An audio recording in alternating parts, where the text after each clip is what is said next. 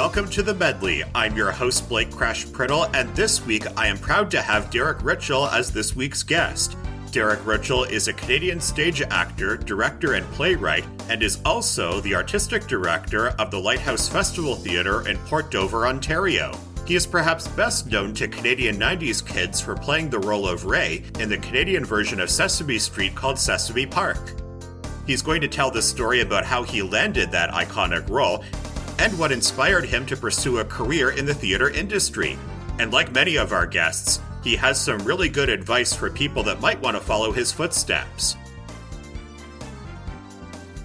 First off, it's good to have you on The Medley this week. I'm thrilled. Thank you very much. I appreciate the time. Well, I do too. Let's start from the beginning. Where did your passion for theater start?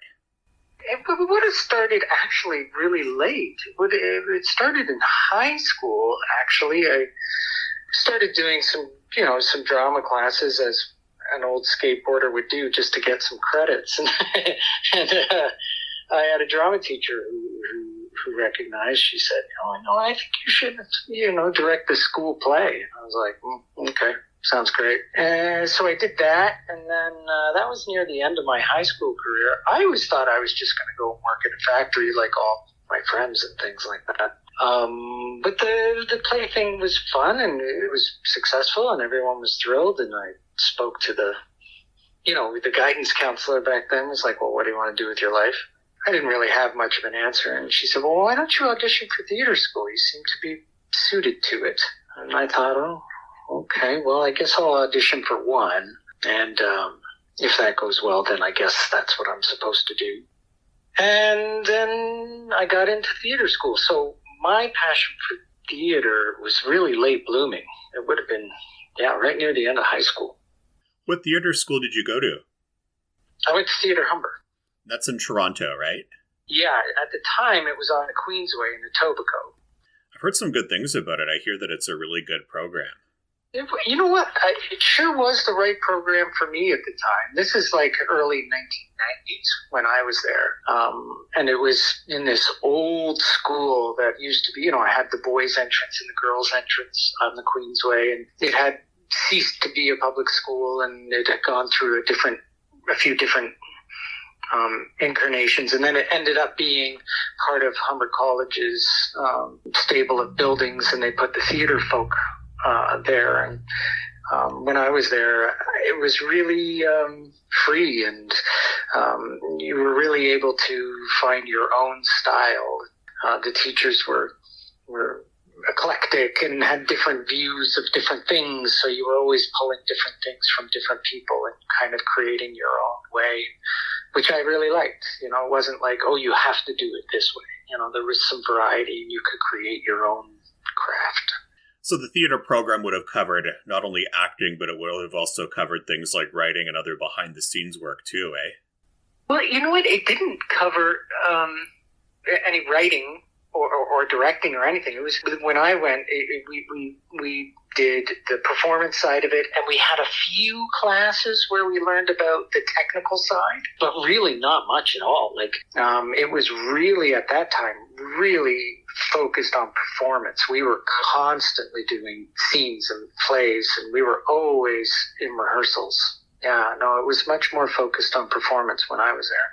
That's what I like best about theater myself, performance, because I've been in some community plays myself, and I hope to take it up again one of these days. Because being in journalism and being in theater, it's very similar. You're always performing. Oh, for sure. I actually know Dennis. He has the morning show in Niagara, and he directs plays all the time. He's very involved in the community theater down in Niagara. And there's plenty of people from the radio world that are involved in the theater. Even here in Norfolk, that's very prominent. Makes total sense to me. What were some of the early plays that you were in when you just started your theater career? I did Waiting for Godot, believe it or not. I played go-go. So I must have been, I don't know, I was 21 and you're playing go-go in a theater down on Spadina Avenue, downtown Toronto. And, maybe your audience is like 8 people because no one knows who you are. And that was one of the first. And then Glengarry Glen Ross. I'm known for comedy, Canadian comedy. That's kind of what I'm known for. But it's surprisingly, when I came out of theater school, it was all like The Crackwalker by Judith Thompson. It was all really intense kind of dramas I was doing. So how I got wrapped up into the comedy world, it didn't start like that, that's for sure. One thing that actors sometimes go through on stage is something happens on stage that wasn't supposed to happen, and they have to work their way around that. Did anything like that ever happen to you in your earlier days or even in recent years? Oh, yeah, for sure. For sure. I'll never forget one. We were doing Outlaw, which is a Western by Norm Foster. And I was fortunate enough to be in it with Norm playing one of the title characters. And so the sequence is me up on a rock with a noose around my neck. And over the course of 20, 30 pages, I convince him to let me take the noose off my neck. And then my character convinces him to let me down from off the rock so I can sit down. But this one night, I don't know what happened. To this day, I have no idea, but I remember I took off the noose and I stepped down off the rock and I started to cross to my next piece where I'm supposed to go and sit. And I remember Norm watching me cross the stage with this look on his face.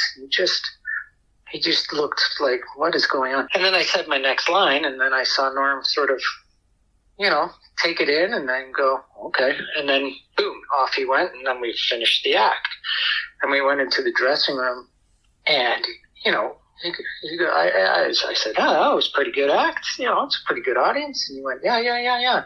I guess you didn't like those 15 pages I wrote, huh? And I had no idea that when I took the noose off, there was still like 15 pages before I'm supposed to step down from the rock. But I just skipped all of it. I just took the noose off, got down, and went over, and on we went. So I remember being mortified, not only because, you skip 15 pages, but it's the playwright that you skipped it right in front of, on stage in front of an audience. I was mortified. Well, the reason that I asked is because I was in a community play when I was 18, and it was in a play called The Seussification of Romeo and Juliet. It was like a Dr. Seuss version of Romeo and Juliet, and this happened when we were all taking a bow. I was wearing a pair of slippers, so I stepped at the edge of the stage, and I slipped, and I fell down, and right onto the floor, and everybody started laughing, and I just had to play along and say, I'm okay. At least you didn't go into the audience, though. Well, I literally fell right off the stage, but you're right. No, I didn't go into the audience.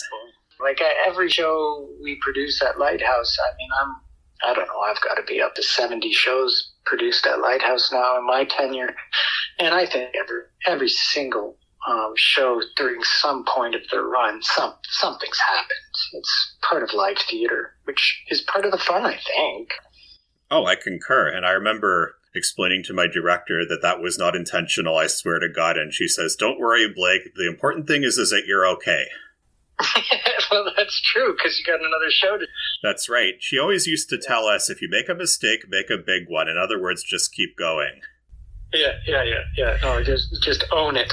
Exactly. The only time something goes wrong is if you tell people that it went wrong. That's it, exactly. So, you know what? Deny. You've been in a lot of theater, but you have had a couple of on-screen roles as well. What was your first on-screen role? Oh, that would have been right out of theater school. I think I was out of theater school only a couple of weeks before I stepped on set to a sci-fi movie. I wouldn't even call it a B movie, a sci-fi movie called The Deadly Wake.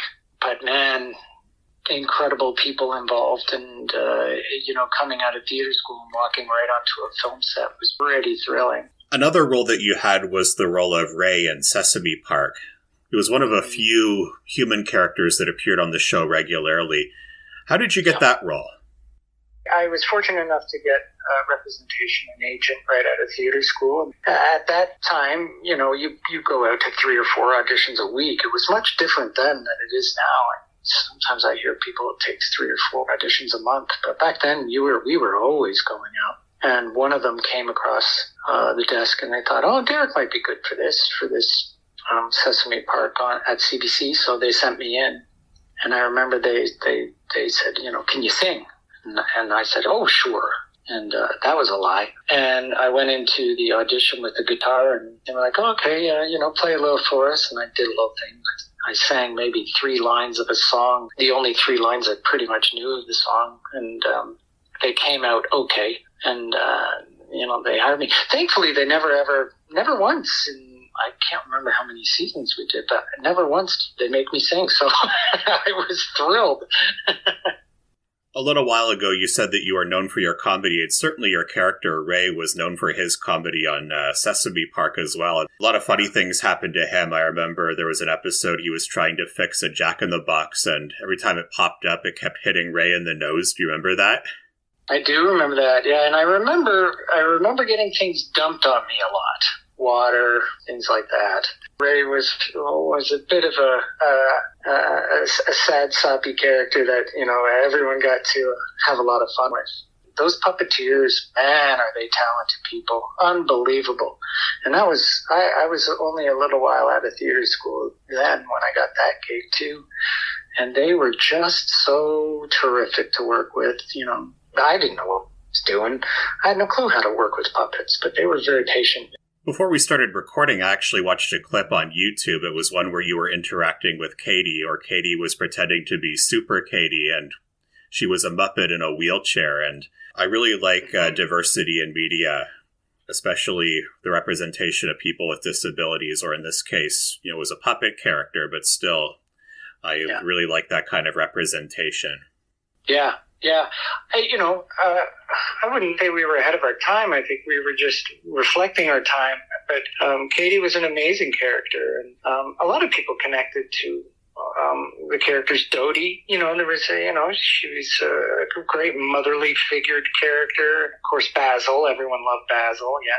Another funny Ray moment that I remember as a kid watching Sesame Park was when you and the puppets did a show all about weather. I guess it was like a stage show or something, and you were dressed in your rain gear, and then at the end of the show, you took it off and went outside, and then it started raining, and you're like, oh, I can't believe it. Yeah, more water. Dump as much water on Derek as you can. Well, it certainly made me laugh growing up sick in the early 2000s in Northern Ontario, watching CBC all day, and during the summer, too. I don't think I understood the scale of Sesame Park when I was doing it. To me, I was just, a kid trying to do a good job at the CBC of this show, and hopefully they would have me back. So, but I don't think at the time I recognized the scale of a show going across the country, top to bottom and side to side. I didn't have an appreciation for what that is. So when I hear someone like you talk about Sesame Park, I'm always reminded of the reach of those messages in that show. So, it's always nice to be reminded of that.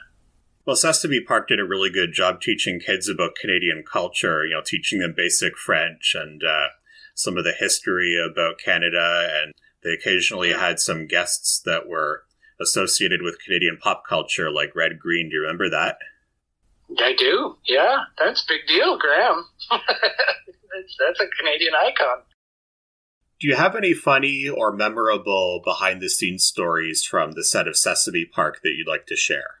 Let me put it this way. The puppeteers were very, very, very, very funny when the cameras weren't rolling, if you catch my drift. Those puppeteers, some of the things that they could come out with when the cameras weren't rolling was extremely funny. That's what I remember most, is when they would say cut, and then the puppets would just keep going ad-libbing. And I just remember being in stitches. I couldn't stop laughing at how great they were.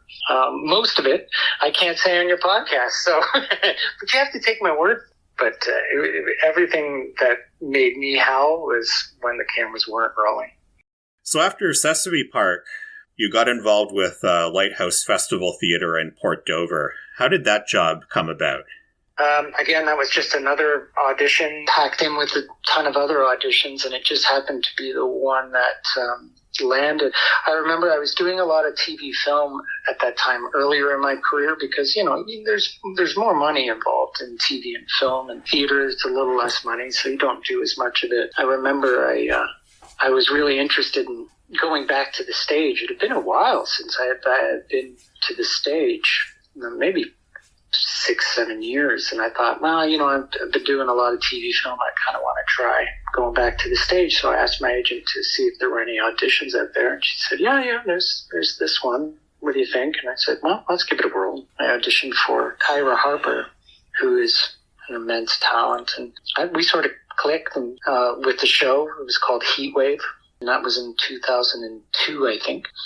Yeah, I went out to this town, Port Dover. I never even heard of it, but it's only an hour and a half away from Toronto, but it's like going to the Muskokas. It's beautiful, the lake, and there's wineries and camping, and then there's this beautiful little town, Port Dover, with this theater that just extremely vibrant and very, very well supported by its community and from people outside the community. And I was fortunate enough to do Heat Wave there. Then they just kept asking me back every year to do different shows, and then I wrote a show and they put it on, and that was a success. And then they said, well, how about you want to direct? And I said, yeah, I would love to direct.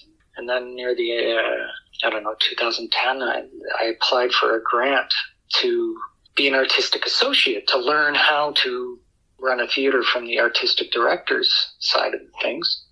And I was fortunate enough through Canada Council to get that grant. And so I was there for a year, and then AD at the time was stepping down, and they asked me if I wanted to interview. And I said, well, that'd be a good experience. Clearly, you're not going to hire me. I'm too young. I've only been here a year learning the AD job. And then, a bunch of really long interviews later, they called me up and said, we want you to take the gig. And I was thrilled, excited, terrified, all the things, self-doubt, self-confidence, it was just a whirlwind of emotion. I signed on, and I've been there ever since. So it's been a 22-year relationship with Port Dover at Lighthouse with me. So it's now part of me. I read your bio, and I heard that you wrote a few plays, including one that's set during the Prohibition era. Where did the inspiration for those plays come from? Dover. Where the theater is, Port Dover, because Port Dover was the end of the Grand Trunk Railroad. So a lot of the Old Crow and the whiskey and all that sort of ended up in Dover, and then where the train cars were unloaded was right by the pier, and there was a huge fishing community in Port Dover, and they were able to modify these boats, and they called them Gray Ghosts. And what they did is they took Liberty aircraft engines from World War I. They took the aircraft engines that were no longer being used as fighter planes, and they dropped them into the boats so that they could scream across the Lake Erie, really quickly with all of the booze. So there's a ton of history of booze being run out of Port Dover over to the States. So I just thought that was so exciting. I want to know about this. So I just started asking a lot of questions just out of curiosity. And then I thought, wow, I think this is a musical, a play. So I called up my friend Steve Thomas, who's a terrific musical director. He works a lot out of Drake. We started writing a show about this team of misfits running booze across the lake. Rum Runners, the musical. There are a lot of aspiring playwrights out there that may not understand the process of getting their scripts published or noticed by theater companies. Could you maybe explain the process? Well, the key is to write, first of all. Just write, and don't write to be produced. Write because you love it and you have a story to tell. The producing stuff comes later, right? Just write. And it doesn't matter if it's good or bad, just at least write 3 pages a day and just get that story out. And then if there is a story that is to be told, you want to find the theaters that would want to tell that story, right? So clearly, the Rum Runners, the musical, is very specific to Port Dover. However, people who want to learn history about rum running, you could do that play anywhere. But the place to get the play initially played would be a theater on Lake Erie, of course, that has a connection to it. If you have an amazing play about a terrific rural character, had a huge story to tell when it came to agriculture or something, you would go to Blythe Festival Theater because, those are the kind of stories they want to tell. So once you've written your story, know who would want to tell that story initially. And then once it's been told once, other theaters will go, oh, that's a fantastic show. And then other theaters start to pick up on it. But the best way is to figure out which theaters, and there will be multiple theaters, but which theaters would be inclined to connect your story with their audience. Well, I hope to see Rum Runners one of these days, and that's because I wrote a very similar story that's set during the Prohibition era. Just a short story, but I think it would be very similar to Rum Runners. How can people keep up to date with you, or where would they go if they're interested in putting on one of your plays? Because here in Nova Scotia, we have a huge theater scene, and I just know that they would be interested in putting on one of your shows. Well, because I'm so focused as the AD of Lighthouse, I do have a website, DerekRitschel.com, www.derekritschel.com. They can download my scripts from there. But I'll be honest, I haven't really paid attention to that website in quite a while. I should. I absolutely should. But my job at Lighthouse just keeps me very, very focused because it's such a going concern. But if people do feel inclined that they want to tell one of my stories, they're more than welcome to message me at Lighthouse. And it's easy. It's just Derek@lighthousetheater.com. The Humber College course that you took focused mainly on performance. Did you take any courses to learn how to become a successful playwright or take private lessons from someone, or how did that come about? You know what? I didn't. I just kind of kept writing bad things until there were enough good things to make a play. That's the thing that one of the things that I learned about writing and directing and acting is try everything, right? And 99% of what we do, you're not going to use on the stage. You're just not. But at least you tried. And I often say, to get to a good idea, let's go through 3 or 4 bad ones. And then all of a sudden, the great idea presents itself. It's like, there it is. I think artists sometimes get worried about looking foolish or failing. Whereas I came from the theater training of let's do everything so that we know what not to do on the night we perform. It's okay to be terrible. It's okay to try different things and them to be wrong and bad. No one's going to judge us on that in the rehearsal hall or on the page when I'm writing.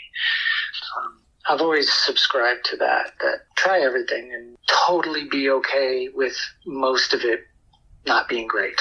But eventually you're going to find greatness in there, and those moments make it all worthwhile. Well, I had a lot of fun talking with you this week, Derek. It was great to have you on the show, and your time is hugely appreciated. No. You're very generous. So thank you. Thanks for reaching out. I'm thrilled that Sesame Park, triggered you to find me. It's been a long time, since 30 years, I guess, we're getting close to with Sesame Park. So I'm thrilled that it still, means something to someone. We were very proud of it when we did it. So that's really terrific. Thank you. Anytime. And that was Canadian stage actor, playwright, director, and artistic director Derek Ritschel. I hope that you enjoyed this edition of The Medley, and remember, here at The Medley, we're all kinds of different.